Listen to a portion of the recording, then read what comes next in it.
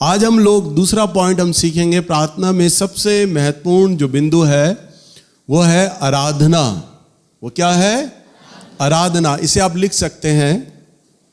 सो आइए हम परमेश्वर के वचन में देखते हैं आराधना के विषय में। यूहन्ना की किताब इसका 4 अध्याय और इसका 23 पद। 4 का 23 पढ़ें। परंतु वह समय आता है, वरन अब भी है, जिसमें सच्चे भक्त पिता की आराधना आत्मा और सच्चाई से करेंगे, क्योंकि पिता अपने लिए ऐसे ही आराधकों को ढूंढता है। यहां पर हम देखते हैं प्रभु का वचन कहता है, प्रभु यीशु मसीह ने बोला कि वह समय आता है, वरन अब भी है, कि पिता का भजन आत्मा और सच्चाई से करेंगे, क्योंकि पिता अपने लिए ऐसे ही भजन करने वालों को, यानी कि ऐसे ही आराधना करने वालों को, यानी कि ऐसे ही आराधकों को ढूंढता है जो आत्मा और सच्चाई से उसकी आराधना करें। हालेलुया। सो सबसे जो दूसरा कंडीशन मैं बता रहा हूं आपको, आराधना है प्रार्थना के लिए। और आराधना एक ऐसी सामर्थ को जनरेट करता है, एक ऐसी सामर्थ को उत्पन्न करता है जो हमारी समझ, हमारी कल्पना, हमारी बुद्धि से कहीं अधिक प्रिय है।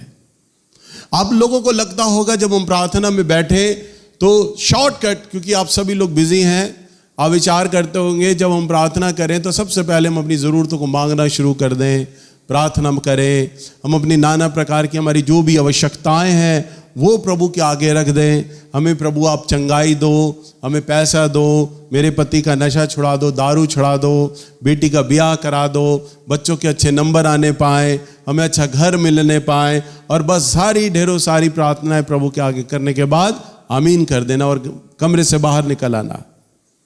पर आप लोगों ये जो करते हैं सबसे बड़ी मूर्खता, सबसे बड़ी गलती करते हैं। आपको मालूम ही नहीं, प्रार्थना में तो बहुत कम सामर्थ आता है, देर में आता है। सबसे अधिक जो सामर्थ आती है ना, आराधना में आती है। हालेलुया। सबसे अधिक सामर्थ किस में आती है? आराधना में आती है। और आराधना में क्यों आती है? वचन में लिखा है वो ऐसे आराधकों को ढूंढता है। प्रभु का वचन क्या कहता है? वो ऐसे आराधकों को ढूंढता है। वहां ये नहीं लिखा कि वो ऐसे प्रार्थना करने वालों को ढूंढता है ना, वो ऐसे आराधकों को ढूंढता है। ऐसा क्यों लिखा है कि वो ऐसे आराधकों को ढूंढता है? वहां ये क्यों नहीं लिखा कि वो ऐसे प्रार्थना करने वालों को ढूंढता है? देखिए, मैं आज आपको एक बात सिखाता हूं, बताता हूं। हम जब भी प्रार्थना करते हैं हम प्रभु से कुछ ना कुछ मांगते हैं। परमेश्वर आप मुझे आशीष दे दें, हम ये मांग रहे हैं। प्रभु मेरे पति की तनख्वाह बहुत कम है, आप उनकी तनख्वाह बढ़ा दें, हम ये मांग रहे हैं। हम मांग रहे हैं अपने बच्चों की चंगाई को, अपनी बीमारियों को लेकर हम अपने लिए प्रार्थना करते हैं। हम आशीषें मांगते हैं। अगर आप अपनी प्रार्थना को लिखे ना अगर एक कागज पर, तो आप प्रभु से कुछ ना कुछ अपेक्षा कर रहे हैं, मांगे जा रहे हैं, मांगे जा रहे हैं, मांगे जा रहे हैं, मांगे जा रहे हैं, है ना? परंतु आराधना एक ऐसा समय होता है जिसमें हम अपने सृष्टिकर्ता से मांगते नहीं हैं, वरन हम प्रभु को देते हैं। हालेलुया। और वचन में लिखा है लेने से देना उत्तम है। यह दान और भेंट की बात नहीं हो रही है, परंतु हम प्रभु को देते हैं। और क्या देते हैं? हमारे पास अपना तो कुछ है ही नहीं। प्रभु ने हमें धन दिया है, वो भी प्रभु का है। प्रभु ने हमें ये शरीर दिया है चलता फिरता, ये भी हमारे प्रभु का है। हमारी सांसें हैं, वो भी हमारे प्रभु की हैं। ऐसी कौन सी ऐसी चीज है जो हम अपने प्रभु को दें, जो हमारे पास अपना खुद का हो? और अगर हमारे पास खुद का अगर कोई है ना, तो वह है हमारा धन्यवाद, थैंक्स। हालेलुया। एक गीत, एक आराधना है, गिन गिन के स्तुति करूं बेशुमार तेरे कामों के लिए। अगर आप गिनना चाहें ना कि प्रभु ने आपके जीवन में क्या किया है, तो आप गिन नहीं सकते। इतने बेशुमार काम प्रभु ने आपके लिए किए हैं। और मैं ये नहीं कहता कि आप जैसा मुझे बड़ा दुख होता है, मैं एक बात कहने जा रहा हूँ, कई प्रचारक पादरियों को मैंने देखा है, विश्वासियों को देखा है, जो प्रार्थना करते हैं तो सबसे पहले बोलते धन्यवाद धन्यवाद धन्यवाद धन्यवाद धन्यवाद धन्यवाद धन्यवाद धन्यवाद धन्यवाद धन्यवाद धन्यवाद धन्यवाद, और फिर प्रार्थना करते हैं। उन्हें लगता है हमने खूब सारा धन्यवाद प्रभु को दे दिया, 15-20 बार धन्यवाद कर दिया, प्रभु भी खुश होगा, अरे मेरे बेटे ने प्रार्थना शुरू करने से पहले 15-20 बार धन्यवाद कर दिया है ना। वचन में लिखा है आत्मा और सच्चाई से आराधना करने वालों को, यानी धन्यवाद देने वालों को। आराधना का अगर हम एक पर्यायवाची शब्द ढूंढे, आराधना क्या है? थैंक्स, धन्यवाद। तो हम धन्यवाद का जो एक शब्द है, आराधना की जगह हम धन्यवाद लिख दें तो लिखा है कि परमेश्वर अपने लिए सच्चा धन्यवाद करने वालों को ढूंढता है जो आत्मा और सच्चाई से उसका धन्यवाद करें। हालेलुया। जो आत्मा, जो रट्टे ना मारे तोते की तरह 15-20 बार धन्यवाद ना करें, वरन केवल, आज मैं आपको जो सिखा रहा हूं, केवल एक ही धन्यवाद मेरे पिता। आपके 50, 100 और 1000 बार धन्यवाद बोल देने से हृदय की गहराई से, आत्मा की सच्चाई से निकल कर केवल एक ही धन्यवाद मेरे पिता को स्पर्श कर जाएगा। वो सुनना चाहता है कि आप जब उसे धन्यवाद देना, पूरी ईमानदारी के साथ धन्यवाद दें, पूरी सच्चाई के साथ आप उसे धन्यवाद दें। और पूरी ईमानदारी और पूरी सच्चाई क्या आएगी? सबसे पहले आपको यह महसूस करना होगा कि मैं अपने पिता के बिना कुछ भी नहीं हूं, मैं कुछ भी नहीं हूं। प्रभु यीशु मसीह ने कहा तुम मेरे बिना कुछ नहीं कर सकते। आप अपने आप को बिल्कुल मरा हुआ समझे। मेरा प्राण है मेरा प्रभु यीशु, मेरा ईश्वर, मेरा पानी है मेरा परमेश्वर, मेरी भोजन है मेरा परमेश्वर, मेरी सांस है मेरा परमेश्वर, मेरा बल है मेरा परमेश्वर। इसके बिना मैं कुछ कर ही नहीं सकता। और जब आप इस बात को महसूस करेंगे ना, मैं अपने प्रभु के बिना कुछ कर ही नहीं सकता, उस दिन, उस वक्त आप ईमानदारी से अपने परमेश्वर को धन्यवाद देंगे। तोते की तरह 10-12 बार, 15 बार बोलकर आप सोचें मैं धन्यवाद धन्यवाद धन्यवाद बोल रहा हूं और मेरा प्रभु खुश हो जाएगा। अरे वो तो केवल आपका मुंह से निकला हुआ, हृदय और सच्चाई से निकला हुआ एक ही धन्यवाद से प्रसन्न हो जाता है। हालेलुया। मेरे सामने कोई मेरे प्रभु की बड़ाई कर देना, उसकी प्रशंसा करे, मेरी आंख में आंसू आ जाते हैं, मिनट में रोने लग जाता हूं। मैंने अपनी पत्नी को एक सीन दिखाना चाहा। मैंने कहा देख मैं तुझे एक सीन दिखाता हूं प्रकाशित वाक्य का। प्रभु यीशु मसीह ने यूहन्ना को कैसे दर्शन दिया, मैंने YouTube पे दिखाया। उस समय कई लोग बैठे हुए थे, मेरी पत्नी बैठी हुई थी, और जैसे ही वो सीन में आया प्रभु यीशु मसीह पलटे, मैं देख कर रो पड़ा। मैं अपनी बीवी को कह रहा देख ऐसे ऐसे है प्रभु, देख ऐसे, बिल्कुल बहुत अच्छा दिखा रहे हैं। और मैं रोते रोते उसे बता रहा, मेरी पत्नी मेरा चेहरा देख रही है, तो एक पिक्चर का सीन दिखा रहे हैं, मेरा आदमी रो क्यों रहा है? परंतु वहां मेरे प्रभु की बड़ाई हो रही थी, मेरे प्रभु की प्रशंसा हो रही थी। मेरे डायरेक्टर ने इतनी अच्छी कल्पना करी कि अगर प्रभु किसी को दर्शन देंगे ना, और यूहन्ना को अगर दर्शन दिया होगा ना, तो इसी तरह का रहा होगा, कुछ इसी प्रकार का। और उस दर्शन को देखकर मैं भी मानो ऐसा खो गया, वास्तव में मेरा प्रभु ऐसा ही होगा। वो धन्यवाद। मैं जब आराधना सुनता हूं तो मैं रोने लग जाता हूं। जब मेरी क्वायर, कोई मेरा बच्चा अभिषेक में होकर जिस समय आराधना कर रहा होता है ना, मेरा मन बुरी तरह टूट जाता है, मेरी आंख में आंसू आ जाते हैं। मेरा वचन देने का फिर मन नहीं करता, मन करता है बस यूं ही थम जाए, क्वायर ऐसे ही वर्शिप करती रहे, ऐसे ही आराधना करते रहे, बस वचन नहीं हो। अब तो वचन देने का मन ही नहीं है। बस वचन देने का इसलिए मन करता है क्योंकि प्रभु ने जिम्मेदारी दी है, क्योंकि लोगों को सिखाना है इसमें, इसलिए मुझे वचन देना। अगर प्रभु मुझे अलाउ कर देना, मेरे बेटे तेरे ऊपर है, तूने वचन देना है दे, वचन नहीं देना तो आराधना कर, तो बस मैं वचन देना बंद, और बस मैं तो आराधना आराधना आराधना आराधना सुनूं, आराधना और कुछ नहीं। मुझे आराधना बहुत अच्छी लगती है। और मैं तारीफ नहीं कर रहा, आराधना उस आदमी को अच्छी लगेगी जो आदमी प्रभु से प्रेम करता होगा। मैं अपनी बड़ाई नहीं कर रहा, पर मैं एक चिन्ह दिखा रहा हूं। आराधना किसको अच्छी लगेगी? जो प्रभु को उससे प्यार करता होगा। क्यों क्या करता होगा? क्योंकि उसमें थैंक्स छिपा है, धन्यवाद छिपा है, भेंट छिपा है। आपकी जो भेंट होती है ना, वो आपके प्यार को दिखाती है कि आप अपने प्रभु से कितना प्यार करते हैं। लिखा है वो अपने लिए सच्चे आराधकों को ढूंढता है जो आत्मा और सच्चाई से उसकी आराधना करें। मैंने कई बार आप लोगों को बताया, जब मैं प्रार्थना करने जाता हूं, सबसे पहले मैं टीवी के अंदर अपने उन गीतों को लगाता हूं जिन गीतों को मैं सुनता हूं आराधना में। और जैसे ही वो बजती हैं धुनें, और जैसे ही वो गीत मेरे कानों में पड़ते हैं, मेरा मन तैयार होने लगता है। मैं रोने लग जाता हूं सोफे पे बैठे बैठे। टीवी में उस वर्शिप को सुन रहा हूं, परंतु आंसू बह रहे हैं, मेरा मन टूट गया है, क्योंकि मेरे ईश्वर के लिए, मेरे परमेश्वर के लिए वो गाया जा रहा है और बजा रहा जा रहा है। मैं खो जाता हूं उस आराधना में, और उसी मूवमेंट में मैं निकल कर फिर अपने कमरे में चला जाता हूं और प्रार्थना में चला जाता हूं और प्रार्थना करने लग जाता हूं। क्योंकि आराधना वह स्थान है जहां परमेश्वर आपको प्राप्त होता है। क्यों प्राप्त होता है? क्योंकि हमेशा तो आप परमेश्वर से ले रहे होते हैं, वो समय आता है जब आप उसे देते हैं। हालेलुया। वो समय आता है जब आप उसे, और जब आप उसे देते हैं ना, परमेश्वर को सबसे अधिक प्रसन्नता होती है। अरे अब वो समय आया है जब मुझे मेरे बच्चे गिफ्ट देने जा रहे हैं। हालेलुया।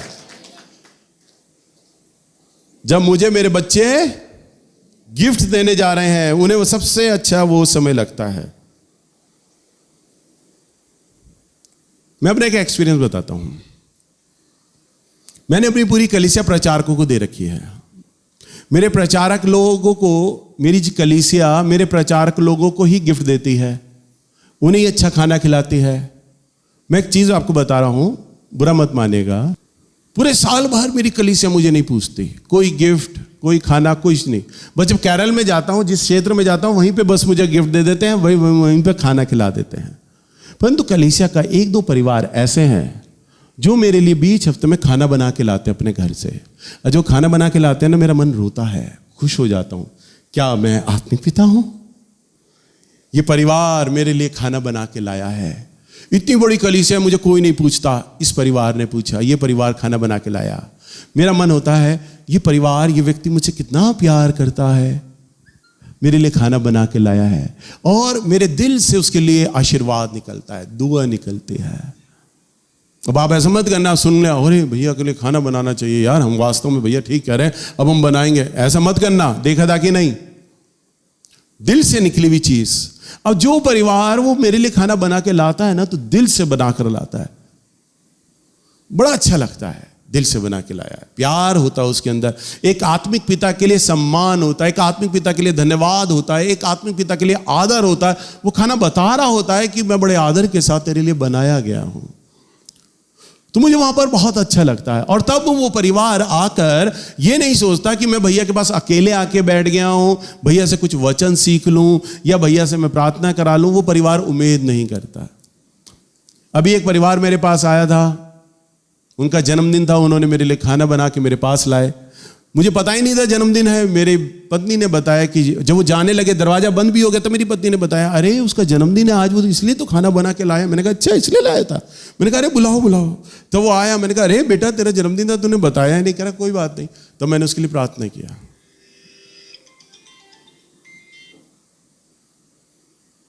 तो सुन के बड़ा अच्छा लगा कि खाना लाने के पीछे एक निस्वार्थ उद्देश्य है, प्रार्थना कराने का भी उद्देश्य नहीं है। तो मैं तो एक पापी, कमजोर मनुष्य हूं, भावनाओं में कमजोर हूं। मैं एक मानवीय स्तर पर अपनी कलीसिया के एक परिवार की भेंट दिए जाने से इतना अधिक प्रसन्न हो जाता हूं। मैं एक परिवार की ओर से भेंट दिए जाने से इतना प्रसन्न हो जाता हूं। सो आप विचार करें कि मैं एक मनुष्य होकर जब धन्यवाद की भेंट देने से प्रसन्न होता हूं, तो मेरा परमेश्वर कितना प्रसन्न होता होगा जब वो ये देखता होगा कि सामने वाले के मन में अपेक्षा नहीं है कुछ पाने की, समझ पा रहे हैं? सामने वाला कुछ पाने की अपेक्षा से मेरे पास नहीं आया, सामने वाला तो आया है गिफ्ट लेकर, सामने वाला तो आया है सम्मान के साथ, सामने वाला आया है हृदय से धन्यवाद देने के लिए आया है। तो परमेश्वर को बहुत अच्छा लगता है। जब मुझे अच्छा लग सकता है तो मेरे परमेश्वर को कितना अच्छा लगता होगा, क्योंकि मेरे परमेश्वर के सामने तो लाखों करोड़ों अरबों असंख्य लोग 24 घंटे मांगते मांगते मांगते मांगते मांगते ही रहते हैं। देने वाला तो कोई ही विरला होता उसको। जैसे मैंने बताया ना, मेरी कलीसिया बहुत बड़ी है। मेरे प्रचारक हफ्ते भर में जब मुझसे मिलते हैं वो गवाहियां देते हैं, भैया आज उस परिवार ने हमें बुलाया था खाने पे। मुझे खुशी होती है सुन के मेरे प्रचारकों को बुलाया जा रहा है, मुझे सुन के खुशी होती है। अच्छा आपको बुलाया? भैया आज उस परिवार ने हमें बुलाया था, आज हम वहां पे गए थे, आज उसके बर्थडे पे गए थे। बर्थडे कलीसिया इतनी बड़ी मेरी, मुझे कोई पूछ के राजी नहीं। सुन के अजीब तो लगता है, पर खुशी होती है, चलो मेरे प्रचारकों को तो बुलाया जा रहा है, मेरे बच्चों को तो बुलाया जा रहा है। दुख ये नहीं होता प्रचारकों को क्यों बुलाया जा रहा, बुलाया उन्हें भी जाए, बुला रहे हैं, पर संगति सिर्फ प्रचारकों से ही अपना संपर्क रखती है। जो मेन पास्टर, मेन अगवा, उसे बाय बाय टाटा जय मसीह, तू कहां पड़ा हम जानते ही नहीं। तो सोचो, जब मुझे एक फील हो सकता है, मेरे परमेश्वर को कितना फील होता होगा। अरबों लोग उससे मांगते मांगते मांगते मांगते रहते हैं, परंतु हमारे परमेश्वर को कोई देने वाला नहीं होता। इसलिए वचन में लिखा है वो ढूंढता है। क्या लिखा है? ढूंढता है। ढूंढा क्या जाता है बताओ? ढूंढा क्या जाता है? बोलो ना। नहीं, क्या चीज ढूंढोगे? जो है पर आंखों के सामने ना हो, दिखाई ना दे रही हो, है परंतु दिखाई ना दे रही हो। आपको पता है पर आंखों के सामने नहीं है, उसे ढूंढोगे। प्रभु को भी मालूम है धन्यवाद करने वाले बहुत से हैं, धन्यवाद करने वाले बहुत से हैं, परंतु कौन है वो धन्यवाद देने वाले? उन्हें वो ढूंढता है। समझ पा रहे हैं? उसे मालूम है धन्यवाद मुझे देने वाले बहुत से हैं, परंतु कौन है उन्हें वो ढूंढता है। बाकी सारी भीड़ को तो जानता है, ये तो मांगने वाली लाइनों में है, और वो तो पिता है, प्रेम करने वाला है, तरस से भरा हुआ है, तो वो तो अपने बच्चों को देना ही जानता है, देना जानता है, परंतु उसकी आंखें ढूंढ रही होती है कौन है जो मुझे धन्यवाद दे, कौन है जो मुझे आकर धन्यवाद का बलिदान चढ़ाए। उन्हें वो ढूंढता है, और ऐसे लोगों को ढूंढता है जो दिल से, ईमानदारी से, आत्मा की सच्चाई से उसको धन्यवाद देने के लिए सामने आए। हालेलुया। सो जब वो ऐसे लोगों को जब ढूंढता है ना, और ऐसे लोग जब ईमानदारी और सच्चाई के साथ उसे आराधना में धन्यवाद देते हैं ना, तो मेरा परमेश्वर सिंहासन छोड़ के उतर आता है, क्योंकि परमेश्वर कहता है मैं तुझे ही तो ढूंढ रहा था बेटा, मैं तुझे ही तो ढूंढ रहा था बेटी।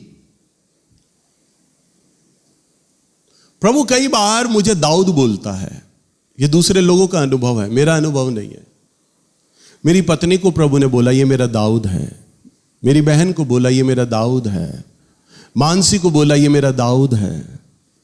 मुझे आज बात समझ आती है प्रभु मुझे दाऊद क्यों कहता है, क्योंकि दाऊद एक अच्छा वर्शिपर था, एक अच्छा आराधक था, उसे आराधना करना बहुत अच्छा लगता था, और मुझे भी यही अच्छा लगता है, आराधना करना, आराधना में खो जाना। दाऊद को भी यही अच्छा लगता था।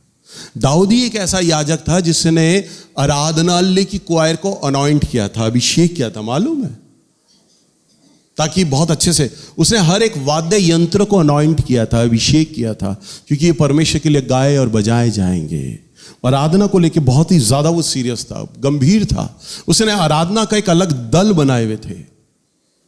इसलिए प्रभु से कहता है ये मेरे मन अनुसार है। क्यों मेरे मन अनुसार है? क्योंकि ये मुझसे पाता नहीं है, सिर्फ ये देना जानता है मुझे, ये थैंक्स करता है मुझे। हालेलुया। और यहां पर अगर हम वचन में देखें, प्रेरितों के काम की किताब, इसका 16 अध्याय और इसका 25वां पद, 25 और 26। आधी रात के लगभग पौलुस और सिलास प्रार्थना करते हुए परमेश्वर के भजन गा रहे थे। हाँ, जब राजा हेरोदस ने उनको गिरफ्तार किया और पौलुस और सिलास को बंदी गृह जेल में जब डाल दिया गया, दोनों जंजीरों से बंधे पड़े थे, हाथ पैरों में मोटी मोटी जंजीरें, चेनें लटकी हुई, परंतु क्या कर रहे थे? आराधना कर रहे थे, भजन गा रहे थे। क्या कर रहे थे? बोलिए ना। मोटी मोटी चेनें हैं, जेलों में बड़े बंद हैं। आपको अगर जेल हो जाए, आकर लोग पकड़ ले, अरे तुम चर्च में बैठे हो, तुम्हें धर्म परिवर्तन कर रहे हो, जेल में डाल दिया जाए, आप क्या करो? भैया जमानत करा लेना, हमें कोई जेल में मिलने नहीं आया है, रोगे ना। परंतु लिखा वो आराधना कर रहे थे, प्रार्थना नहीं कर रहे थे, प्रभु राजा हेरोदस के मन से बात कर हमें छुड़ा ले ना, प्रभु हमारे लोगों का क्या होगा ना। और तब की तो सजाएं क्या थी? सर कलम हो जाएंगे, कट जाएंगे, तो और ज्यादा मृत्यु का डर। यहां तो जेल होगी तो हफ्ता 10 दिन में जमानत होके बाहर आ जाओगे, सरकार कोई गला नहीं काट रही, वहां तो गला कटना था अगले दिन। वो प्रार्थना भी नहीं कर रहे थे, प्रभु हमारे गलों को बचा ले, हमारे प्राणों को बचा ले, तेरी सेवा कर रहे थे, पकड़े गए हैं। नहीं, वो तो गा रहे हैं, आराधना कर रहे हैं, थैंक्स दे रहे हैं प्रभु को। हे प्रभु हम धन्यवाद दे रहे हैं, तेरा सुसमाचार हमने ईमानदारी से सुनाया है, हम धन्यवाद देते हैं, आज हमें जेल हो गई है और तेरा वचन बताता है जहां पर प्रभु तेरे भक्तों का खून बहता है वहां जागृति आ जाती है। प्रभु कल सवेरे हमारा सर कलम हो जाएगा, लहू बहेगा प्रभु जी, और हम जानते हैं आप यरूशलेम को बदलने जा रहे हैं। वो आराधना में प्रभु को धन्यवाद दे रहे हैं, वो खुशी खुशी अपने सर कलम के होने के लिए आनंद कर रहे हैं। कल सवेरे पौ फटने पर हमारे सर कुछ काट दिए जाएंगे, प्रभु धन्यवाद हो। प्रभु हमें देखकर कई लोगों के जीवन परिवर्तित हो जाएंगे, वो भी हम जैसे ही सुसमाचार प्रचारक बनेंगे, और यरूशलेम कांपेगा तेरे नाम में, हिलेगा, हर एक घुटना और जबान टिकेगी तेरे नाम में, अंगीकार करेगी और कहेगी यीशु ही प्रभु है। वो आराधना कर रहे हैं, प्रार्थना नहीं कर रहे। आपके पास कोई भी समस्या हो, आप सबसे पहले आराधना तो भूल ही जाते हैं, प्रार्थना में लग जाते हैं, उपवास करते हैं।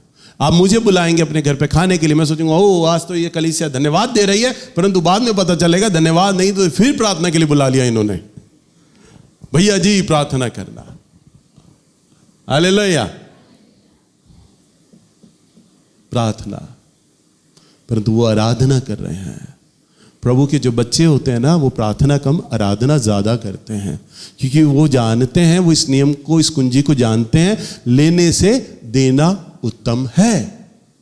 और जिस दिन आप इस नियम को सीख गए ना, आप हर बात में धनी किए जाओगे। जिस दिन आप अपने ईश्वर को, परमेश्वर को, यीशु राजा को आप धन्यवाद देने लग जाओगे। और वो क्या कर रहे थे? जेलों में हैं, मोटी मोटी चेनें, जंजीरें हाथ पैरों में हैं, जकड़े में हैं, उनकी जमानत की कोई उम्मीद नहीं, राजा हेरोदस के मन की बदलने की कोई उम्मीद नहीं, भीड़ उनके लिए किले के बाहर नहीं खड़ा, कोई नहीं खड़ा उनके लिए, कोई नहीं है जो उनके लिए छुटकारा बनकर आए, परंतु वो तो आराधना कर रहे हैं। और आगे क्या लिखा है 26वें पद में? और नहीं दोबारा बोलो बेटा। आधी रात में लगभग पौलुस और सिलास प्रार्थना करते हुए परमेश्वर के भजन गा रहे थे, और कैदी उनकी सुन रहे थे। और कैदी सुन रहे थे, वर्शिप हो रही थी जेल में। जितने भी सैनिक है ना, उनकी कानों में प्रभु के गानों की आवाजें पड़ रही। हालेलुया।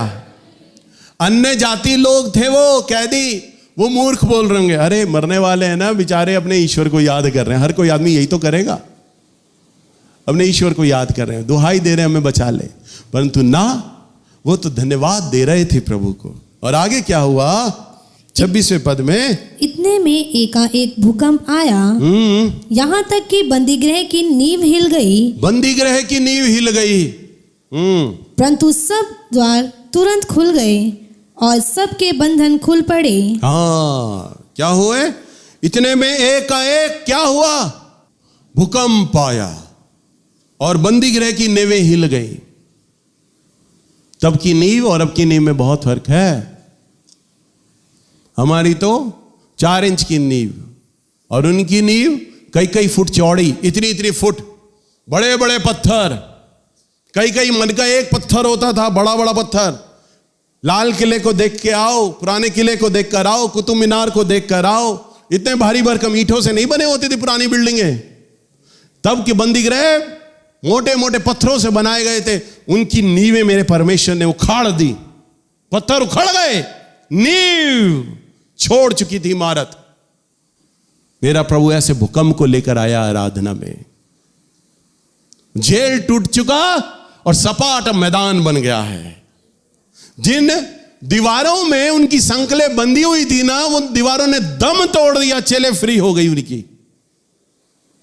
फर्श टूट गए, चटक गए, पैरों में जहां उनके जकड़े हुए थे वो चटक गए, फ्री हो गए, खुल गए। तमाम कैदियों ने मौका देकर भाग गए, परंतु सिलास और पतरस वहीं खड़े रहे। जेलर डर गया।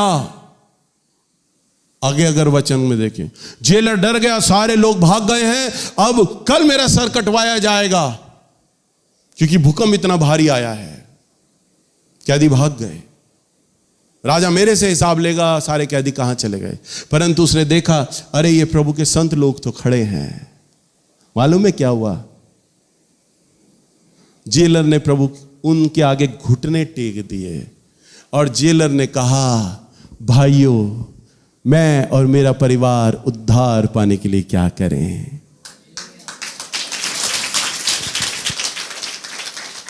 पौलुस और सिलास ने कहा, ये कि यीशु मसीह के नाम में बपतिस्मा लो और उसके नाम पर विश्वास करो।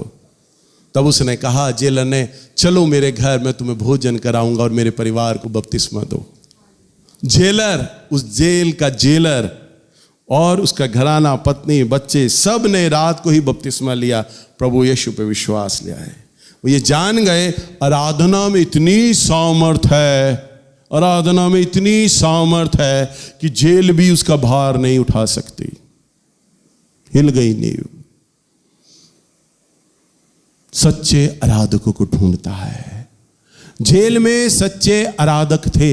हां, अगर वो प्रार्थना करते तो शायद नेवे ना हिलती, परंतु वो तो दे रहे थे मेरे परमेश्वर को, आराधना कर रहे थे। इसका क्या अर्थ है? जब आपके सामने समस्या या विपत्ति आए, आप क्या करें?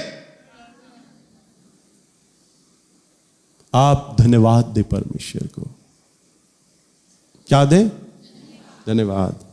प्रभु धन्यवाद, आपने मुझे गरीब रखा है, कमी है, अभाव है, शायद कुछ आप मुझे सिखाना चाह रहे हैं।